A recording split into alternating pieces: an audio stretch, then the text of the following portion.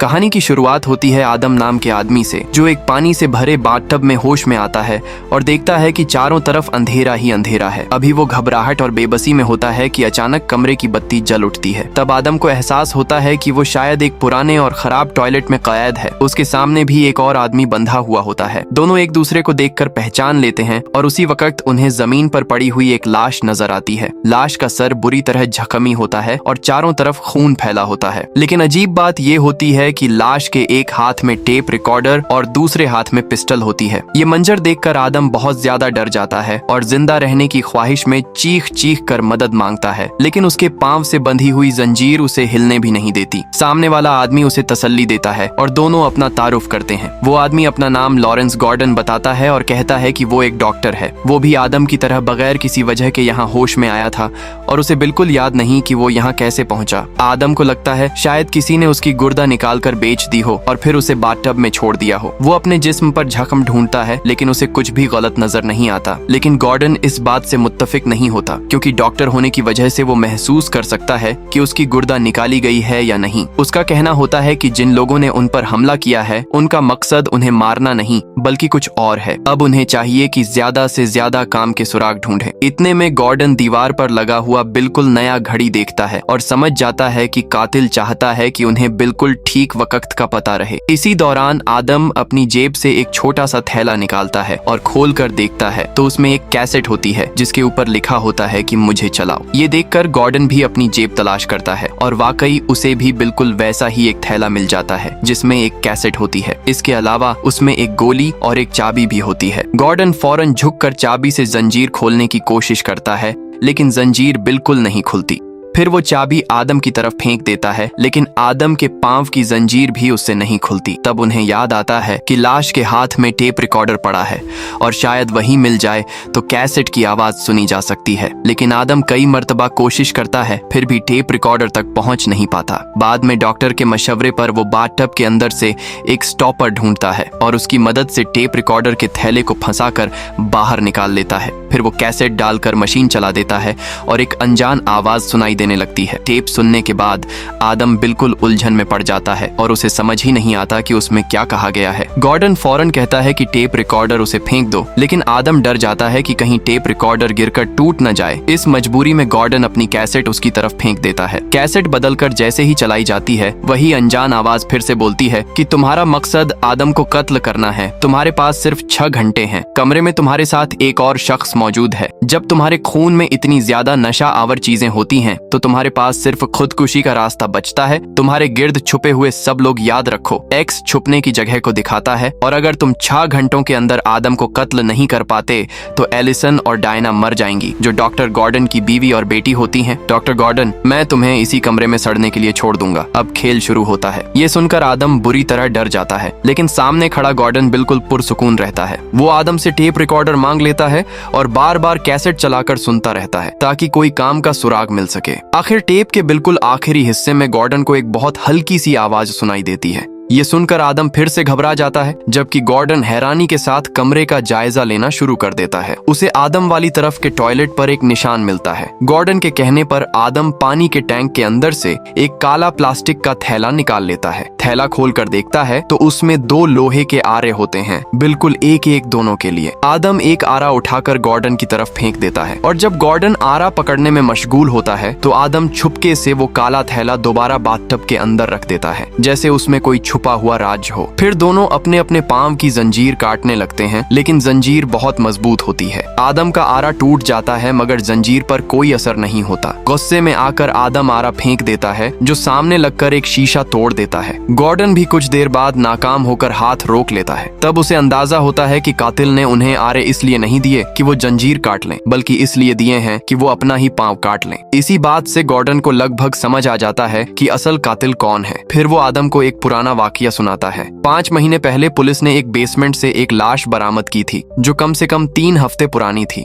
लाश 46 साल के एक आदमी की थी जो बहुत ज्यादा खून बह जाने की वजह से मरा था और असल जख्म रान की नस पर था। मौका देखकर लगता था कि वो सख्त दर्द बर्दाश्त करते हुए कांटों वाली तारों से भरी जाली के अंदर से गुजरना चाहता था और काफी आगे तक पहुंच भी चुका था। उस जगह से पुलिस को एक टेप रिकॉर्डर भी मिला था जिसमें आवाज थी, तुमने अपने बाजू पर सीधी लकीर में चाकू चलाया है। तुमने अपना बाजू इसलिए काटा क्योंकि तुम वाकई मरना चाहते थे या सिर्फ लोगों की तवज्जो चाहते थे। आज रात तुम मुझे सच बताओगे। असल बात यह है कि अगर तुम मरना चाहते हो तो अपनी जगह पर ही रहो, लेकिन अगर तुम जिंदा रहना चाहते हो तो तुम्हें अपना बाजू काटना होगा। असल बात ये थी कि वो सीधा कत्ल नहीं करता था बल्कि लोगों को खुद अपनी जान लेने पर मजबूर करता था। इसके कुछ अरसे बाद पुलिस ने एक और कत्ल का केस भी दरियाफ्त किया। मरने वाले का नाम मार्क था। वो जिंदगी में कहता फिरता था कि वो सख्त बीमारी में मुब्तला है, लेकिन कातिल ने उसकी कई तस्वीरें बना रखी थीं जिनसे पता चलता था कि वो रोज बाहर घूमता फिरता रहता था। मार्क की सो कॉल्ड बीमारी को चेक करने के लिए कातिल ने उसके जिस्म में एक धीमी असर करने वाली वायरस इंजेक्ट कर दी और फिर उसे एक ऐसे कमरे में बंद कर दिया जहाँ हर तरफ मोम और तेल फैला हुआ था और जमीन पर शीशा टूट कर बिखरा हुआ था। कातिल ने उसके जिस्म पर आग पकड़ने वाला मादा भी डाल दिया था और जो एक ही एंटीडोट मशीन थी वो कमरे के अंदर तिजोरी में रखी हुई थी और उस तिजोरी का कोड दीवार पर लिखे हुए नंबर्स में छुपा हुआ था। रोशनी बहुत कम थी और जमीन पर हर तरफ शीशा पड़ा था, इसलिए मार्क शदीद दर्द बर्दाश्त करता हुआ हाथ में मोमबत्ती पकड़कर कोड ढूंढता फिरता रहा। लेकिन बदकिस्मती से उससे गलती हो गई और उसके जिस्म को आग लग गई और पल भर में ही वो जलकर स्याह हो गया। पुलिस ने वहां एक छोटा सा सुराख भी देखा जिससे उन्हें अंदाजा हुआ कि कातिल करीब से अपना वहशी खेल देखना पसंद करता है। लेकिन इस दफा कातिल से गलती हो गई और वो अपनी एक टॉर्च वहां छोड़ गया।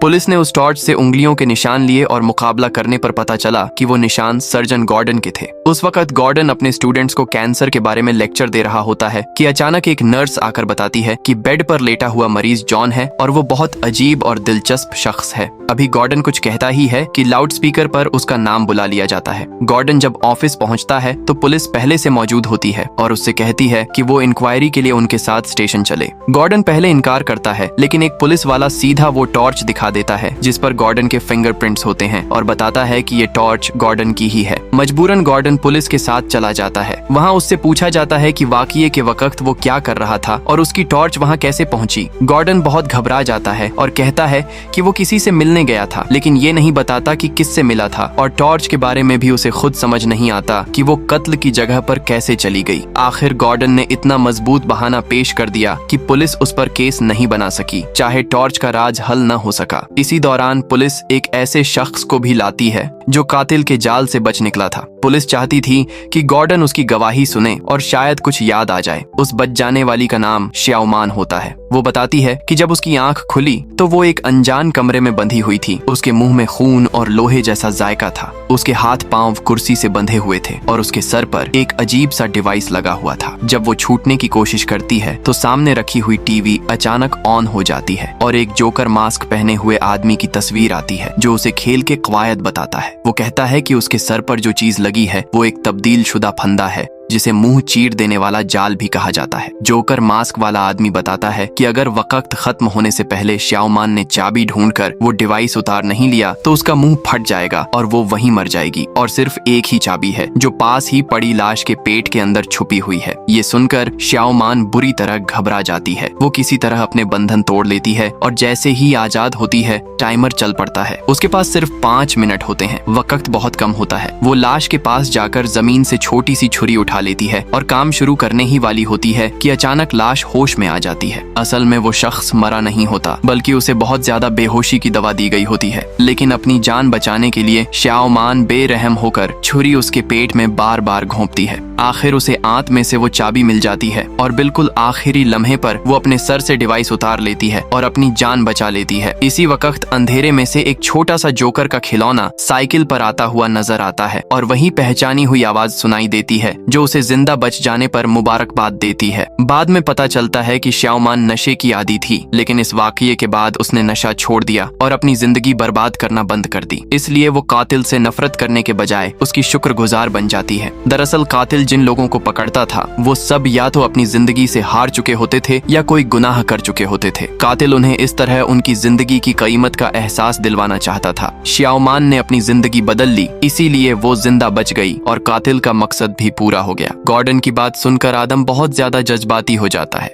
उसे लगता है कि गॉर्डन कातिल को इतनी डिटेल से जानता है तो मुमकिन है वो कातिल के साथ मिलकर ये सब उसी पर प्लान बना रहा हो। गुस्से में आकर आदम जमीन से शीशा उठा लेता है और गॉर्डन को धमकी देता है कि सच बताओ वरना मैं तुम्हारा चेहरा काट दूंगा। गॉर्डन इस पर बिल्कुल हैरान हो जाता है, लेकिन इसी लम्हे आदम को एक बहुत बड़ी बात नजर आती है। जो शीशा उससे गलती से टूटा था असल में वो दो तरफ से काटने वाली छोटी सी आरी थी। इसका मतलब ये था कि कातिल शीशे के पीछे से छुपकर उन दोनों को देख रहा था। ये समझकर आदम ने पास पड़ी हुई चीजें उठाकर पूरी शीशी दीवार तोड़ दी। वाकई वहाँ एक कैमरा लगा हुआ निकल आता है। साफ जाहिर होता है कि कोई शख्स कैमरे के जरिए उन पर नजर रख रहा था। इधर गॉर्डन के पास वक्त बहुत कम रह जाता है। वो बेचैनी से चारों तरफ एक्स के निशान ढूंढता रहता है, लेकिन कुछ भी हाथ नहीं आता। गॉर्डन फख्र से अपना वॉलेट आदम की तरफ फेंकता है और कहता है कि मेरी बेटी की तस्वीर देख लो। उस लम्हे गॉर्डन के लिए घर वाले ही बाहर निकलने की एक ही उम्मीद होते हैं। जब गॉर्डन अपनी यादों में गुम होता है तो आदम वॉलेट के अंदर से एक और तस्वीर निकाल लेता है जिसमें गॉर्डन की बीवी और बेटी बंधी हुई होती हैं और तस्वीर के पीछे कातिल का लिखा हुआ पैगाम भी होता है। शायद आदम को डर होता है कि गॉर्डन कंट्रोल खो दे, या फिर वो चाहता होता है कि ये सुराग सिर्फ उसी के पास रहे, इसलिए वो गॉर्डन को कुछ नहीं बताता और झूठ बोल देता है कि मुझे कोई फैमिली फोटो नहीं मिली। फिर वॉलेट वापस गॉर्डन को दे देता है और वो तस्वीर अपने पास छुपा लेता है। फिर कहानी उस रात पर चली जाती है जब गॉर्डन घर से निकला था। गॉर्डन की बेटी को अपनी अलमारी के अंदर एक आंख नजर आती है और वो चीख पड़ती है। आवाज सुनकर माँ दौड़कर आती है तो देखती है कि चादर ओढ़े हुआ एक आदमी बेटी पर हमला कर रहा होता है। माँ फौरन बचाने की कोशिश करती है, लेकिन वो दोनों एक ताकतवर आदमी का मुकाबला नहीं कर पाती और आखिर दोनों को बांध दिया जाता है। कातिल बंदूक तान कर माँ बेटी के सामने खड़ा होता है और गले में स्टेथोस्कोप डालकर बेटी के घबराए हुए दिल की धड़कन सुनता है। फिर जब वो आदमी खिड़की से बाहर देख रहा होता है तो हमें पता चलता है कि ये वही हॉस्पिटल का नर्स है। इसी दौरान एक काला पुलिस वाला भी सामने वाली तरफ से गॉर्डन के घर पर नजर रखे होता है, क्योंकि उसे शक होता है कि असल कातिल गॉर्डन ही है। फिर वक्त वापस उस दिन पर चला जाता है जब पुलिस गॉर्डन को पूछगछ के बाद घर छोड़कर आई थी। वही बूढ़ा पुलिस वाला वापस जाकर श्याओमान की वीडियो बार बार देखता रहता है और आखिर उसे एक नया सुराग मिल जाता है। वीडियो में बना हुआ एक निशान असल में पास के इलाके का नक्शा होता है। जब आवाज को पूरा तेज किया जाता है तो बैकग्राउंड में फायर अलार्म की आवाज भी सुनाई देती है। बस फिर इस इलाके के फायर रिकॉर्ड्स चेक करके कातिल की जगह का अंदाजा लगाया जा सकता था। तलाश के बाद आखिरकार एक पुरानी फैक्ट्री पर जाकर बात रुक जाती है। वक्त बहुत कम होता है, इसलिए दोनों पुलिस वाले फौरन गाड़ी लेकर निकल पड़ते हैं। जब वो फैक्ट्री पहुंचते हैं तो कातिल वहां से जा चुका होता है। उन्हें अंदर एक लाल कपड़ा मिलता है। जब कपड़ा हटाया जाता है तो नीचे आदम और गॉर्डन को बंद कमरे में दिखाता हुआ एक मॉडल बना होता है। आगे जाकर उन्हें जोकर का मास्क और सुअर जैसा चेहरा वाला मास्क भी मिल जाता है। जब वो ये सब देख रहे होते हैं तो पीछे रखा हुआ लाल कपड़ा हिलता हुआ नजर आता है। कपड़ा हटाकर देखते हैं तो एक सफेद बालों वाला बुजुर्ग आदमी बंधा हुआ होता है और उसके सर के दोनों तरफ 2 इलेक्ट्रिक ड्रिल लगे होते हैं। अभी वो उसे बचाने ही वाले होते हैं कि बाहर से आवाज आती है। दोनों पुलिस वाले फौरन जगह ठीक करके अंधेरे में छुप जाते हैं। फिर एक सियाह कपड़ों में लिपटा हुआ आदमी अंदर आता है और सीधा बुजुर्ग के पास जाता है। जैसे ही वो बुजुर्ग को फिर से बेहोश करने का इंजेक्शन लगाने लगता है, दोनों पुलिस वाले बाहर निकलकर उस पर बंदूक तान देते हैं, लेकिन वो आदमी बिल्कुल नहीं घबराता और फौरन एक स्विच चला देता है। बुजुर्ग के सर के पास लगे हुए दोनों ड्रिल धीरे धीरे अंदर की तरफ चलने लगते हैं। एक पुलिस वाला बुजुर्ग को बचाने की कोशिश करता है, जबकि दूसरा उस आदमी से पूछता है कि इस मशीन को बंद कैसे किया जा सकता है। वो आदमी बताता है कि पास रखे हुए एक डब्बे में चाबियां हैं जिनसे बुजुर्ग के गले की जंजीर खुल सकती है, लेकिन चाबियां बहुत ज्यादा होती हैं और कई कोशिशों के बाद भी सही चाबी नहीं मिलती। वक्त तेजी से खत्म होता जा रहा होता है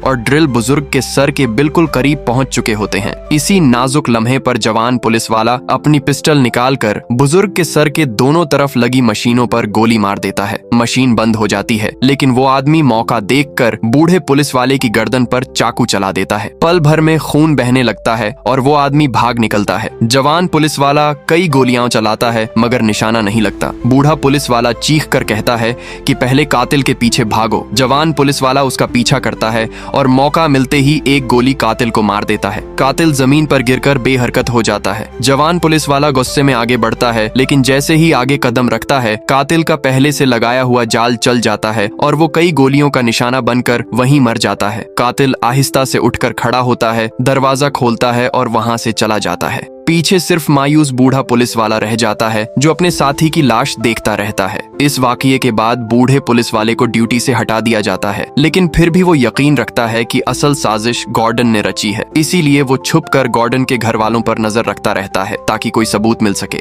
उधर वही नर्स मॉनिटर्स पर आदम और गॉर्डन को देख रहा होता है। गॉर्डन अभी भी एक्स के निशान ढूंढ रहा होता है। तब आदम एक तरीका बताता है और कहता है कि बत्ती बंद करके देखो। जैसे ही बत्ती बंद होती है दीवार पर एक्स का निशान नजर आ जाता है। गॉर्डन जमीन से लोहे का आरा उठाकर एक्स वाली जगह की टाइल्स तोड़ देता है। अंदर से एक डब्बा निकलता है, लेकिन वो बंद होता है। गॉर्डन को टेप वाली चाबी याद आ जाती है और वाकई डब्बा खुल जाता है। अंदर एक मोबाइल फोन और कुछ सिगरेट्स होती हैं। आदम देखकर एक सिगरेट मांगता है, लेकिन गॉर्डन एहतियात के तौर पर मना कर देता है। फिर गॉर्डन को डब्बे के अंदर एक पर्ची मिलती है जो कातिल ने छोड़ी होती है। उस पर लिखा होता है कि बिल्कुल बात मत करना, सिगरेट में जहर नहीं है, लेकिन अगर सिगरेट जहरीले खून से लग जाए तो बिना गोली के भी आदम को मारा जा सकता है। लेकिन गॉर्डन आदम को मारना नहीं चाहता, इसलिए वो दोबारा सिगरेट मांगने पर भी उसे अनदेखा कर देता है। फिर वो मोबाइल उठाकर मदद के लिए फोन मिलाता है, लेकिन उसे पता चलता है कि फोन सिर्फ रिसीव करता है, कॉल नहीं जा सकती। इसी वक्त गॉर्डन को अपनी गिरफ्तारी से पहले का वाकया याद आ जाता है। रात को जब वो हॉस्पिटल एक्स्ट्रा ड्यूटी के लिए जा रहा था तो पार्किंग एरिया में अचानक रोशनी चमकी थी, जिससे लगता था कि वहाँ कोई और भी मौजूद है। उसने ज्यादा तवज्जो नहीं दी, लेकिन जब वो अंडरग्राउंड पार्किंग से निकलने लगा तो दरवाजा नहीं खुला। उसने बिल्डिंग के गार्ड को कॉल करनी चाहिए, मगर फोन नहीं मिला। तब एक लाल कपड़ों में सुअर के चेहरे वाला मास्क पहने हुए आदमी ने उसके करीब आकर उसे पकड़ लिया। फिर जब गॉर्डन की आंख खुली तो वो यहीं मौजूद था। अचानक गॉर्डन को एक और बात याद आती है कि आदम को कैसे पता चला कि बत्ती बंद करके एक्स ढूंढना है। गॉर्डन आदम से सवाल करता है। मजबूरन आदम बाथटब के अंदर से वो तस्वीर निकालकर गॉर्डन की तरफ फेंक देता है। तस्वीर देखकर, जिसमें उसकी बीवी और बेटी बंधी हुई होती हैं और उन्हें जान से मारने की धमकी होती है, गॉर्डन अपना होश खो देता है। उसके अंदर कोई सख्त फैसला जन्म ले लेता है। अब वो आदम को मारने का सोचता है, क्योंकि अगर ऐसा न किया तो उसकी बीवी और बेटी मर सकती थीं। फिर गॉर्डन मौका देखकर सिगरेट के एक सिरे को जमीन पर पड़े हुए जहरीले खून से छुपकर लगा देता है और सिगरेट दोबारा डब्बे में रख देता है। कैमरे की तरफ एक नजर डालकर गॉर्डन कमरे की बत्ती बंद कर देता है। अंधेरे का फायदा उठाकर वो धीमी आवाज में आदम को अपना प्लान बताता है और कहता है कि मिलकर एक नाटक करते हैं ताकि ऐसा लगे जैसे आदम मर गया हो और कातिल को धोखा दिया जा सके। जब बत्ती दोबारा जलती है तो गॉर्डन डब्बे में से वो सिगरेट निकालकर आदम की तरफ फेंक देता है, जो खून से लगी हुई नहीं होती। आदम जोर जोर से कश लगाता है और थोड़ी देर बाद उसकी आंखें उलट जाती हैं, जिस्म झटके खाने लगता है और फिर वो जमीन पर गिरकर बेहरकत हो जाता है। डॉक्टर फौरन कैमरे की तरफ देखकर चिल्लाकर कहता है, छोड़ दो उसे, छोड़ दो। लेकिन वो कातिल को कम अक्ल समझ बैठे थे। कातिल गॉर्डन के पांव वाली जंजीर में बिजली चला देता है, मगर हैरानी की बात यह होती है कि बिजली लगने से आदम को अपनी पुरानी यादें याद आ जाती हैं और उसे याद आता है कि उसे कैसे पकड़ा गया था। आदम असल में लोगों के कहने पर किसी खास शख्स की छुपकर तस्वीरें बनाया करता था। काम के बाद वो तस्वीरें डेवलप करके थक कर सो जाता था। जब उसकी आंख खुली तो वो इस टॉयलेट में था। अचानक आदम को याद आता है कि घर पूरी तरह अंधेरे में डूबा हुआ था और लिविंग रूम से हल्की सी आवाज आ रही थी। हालात समझने के लिए उसने कैमरे का फ्लैश जलाया। इधर उधर देखते ही अचानक एक खौफनाक सी हंसी गूंज उठी और फ्लैश की रोशनी में उसने देखा कि आवाज एक जोकर जैसी गुड़िया से आ रही थी। गुस्से में आदम ने डंडा उठाकर उस गुड़िया को तोड़ दिया, लेकिन उसी वक्त दरवाजे के पीछे से फिर आवाज आई। दरवाजा खोलकर जब उसने दोबारा फ्लैश किया तो एक तेज रोशनी उसकी आंखों पर पड़ी और इसी तरह पिग मास्क पहने हुए शख्स ने आदम को भी पकड़कर यहाँ लाकर बंद कर दिया। अब वक्त 5:37 हो चुका होता है और आदम को मरने की डेडलाइन में आधे घंटे से भी कम वक्त रह गया होता है। इतने में फोन बजता है और कॉल पर गॉर्डन की बेटी मदद के लिए चीख रही होती है, जबकि उसकी बीवी गॉर्डन को बताती है कि आदम पर भरोसा मत करना, क्योंकि आदम गॉर्डन को पहले से जानता है। गॉर्डन कुछ पूछ पाता उससे पहले ही कॉल कट हो जाती है। बीवी की बात सुनकर गॉर्डन आदम से सीधा पूछता है कि असल में तुम कौन हो। आदम मजबूरन सच बता देता है और कहता है कि कल रात गॉर्डन हॉस्पिटल नहीं गया था, बल्कि उसके पास इसका सबूत मौजूद है। फिर वो बाथटब के अंदर छुपाया हुआ काला प्लास्टिक बैग निकालकर तस्वीरें गॉर्डन के सामने फेंक देता है। तस्वीरों से पता चलता है कि गॉर्डन उस रात अपनी स्टूडेंट के साथ होटल गया था। गॉर्डन वजाहत करता है कि वो वहां सिर्फ बात करने गया था और जब लड़की ने करीब आने की कोशिश की तो उसने मना कर दिया, इसलिए उनके दरमियान कुछ भी गलत नहीं हुआ। गॉर्डन आदम से पूछता है कि तुम्हें हायर किसने किया था। आदम बताता है कि एक आदमी जिसका नाम बॉब था हर रात उसे $200 देता था और सिर्फ तस्वीरें लेने का काम देता था। गॉर्डन पूछता है कि बॉब कैसा दिखता था तो आदम बताता है कि वो एक लंबा सा काला फर्द था जिसकी गर्दन पर एक निशान था। ये सुनकर गॉर्डन को अचानक समझ आ जाता है कि ये तो वही बूढ़ा पुलिस ऑफिसर है जो अपने पार्टनर की मौत के बाद भी गॉर्डन को ही मुजरिम समझता था। नौकरी छोड़कर भी वो पीछा करता रहा और आदम को हायर करके गॉर्डन पर नजर रखवा रहा था। गॉर्डन को लगता है कि उन दोनों को यहाँ बंद करने वाला वही बूढ़ा पुलिस वाला है और आदम उसका साथी है। दोनों के दरमियान बहस शुरू हो जाती है लेकिन बहस से कोई हल नहीं निकलता। गॉर्डन अपनी बीवी और बेटी की तस्वीर देखकर शर्मिंदगी महसूस करता है। उसी वक्त आदम तस्वीर को गौर से देखता है और नोटिस करता है कि फोटो में एक तीसरा आदमी भी नजर आ रहा है। वो गॉर्डन से पूछता है कि क्या तुम्हारे घर में कोई और भी होता है। गॉर्डन तस्वीर दोबारा देखकर पहचान लेता है कि वो शख्स हॉस्पिटल का नर्सिंग अटेंडेंट है। अब सब पर वाज़ेह हो जाता है कि असल किडनैपर बूढ़ा पुलिस वाला नहीं बल्कि वही नर्सिंग अटेंडेंट है। उधर मॉनिटरिंग रूम में बैठा अटेंडेंट भी समझ जाता है कि उसकी पहचान हो चुकी है और घबरा जाता है। अब वक्त ठीक 6 बज चुका होता है और वो अपना आखिरी कदम उठाने का फैसला करता है। क्योंकि गॉर्डन ने आदम को नहीं मारा, इसलिए कानून के मुताबिक अब गॉर्डन की बीवी और बेटी को मारा जाना होता है। गॉर्डन की बीवी किसी तरह रस्सी से अपने हाथ आजाद कर चुकी होती है लेकिन भाग नहीं पाती। नर्सिंग अटेंडेंट कमरे में घुस आता है और बीवी मजबूरन ऐसे जाहिर करती है जैसे वो अभी भी बंधी हुई हो। जैसे ही वो उन पर गोली चलाने लगता है, बीवी मौका देखकर पिस्टल पकड़ लेती है और उसे धक्का देकर जमीन पर गिरा देती है। थोड़ी सी जद्दोजहद के बाद वो गन अपने कब्जे में ले लेती है और उससे मोबाइल फोन भी छीन लेती है। फिर वो गॉर्डन को कॉल करती है और दोनों एक दूसरे से बात करने लगते हैं। इसी बीच नर्सिंग अटेंडेंट अचानक उठकर गन छीनने की कोशिश करता है। घबराहट में बीवी से गोली चल जाती है। फोन पर गोली की आवाज सुनकर